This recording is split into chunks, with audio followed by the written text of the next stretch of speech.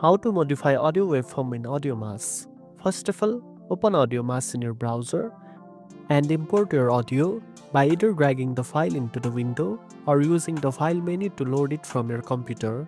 Once the waveform appears, you will see the visual representation of the sound, and this is where all the editing happens. To start editing, click and drag across the waveform to highlight the section you want to modify. With the section selected, you can press backspace on your keyboard to remove it, or go to the toolbar in the top menu to cut, copy, or paste section of audio. These changes instantly affect the waveform visually. Now, go to the effects menu to apply changes like fade in, fade out, normalize, or reverse.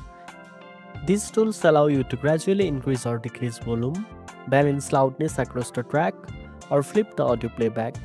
As you apply each effect, you'll notice the waveform changing to reflect those adjustments.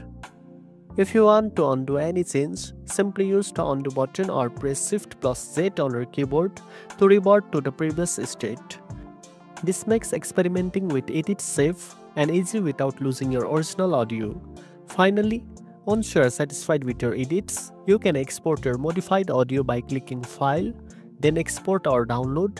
This lets you save the new version directly to your computer. And that's it. Now you know how to modify audio waveform in AudioMass. If you found this video helpful, don't forget to like, share, and subscribe for more tech tips. Thanks for watching, and I'll see you in the next one.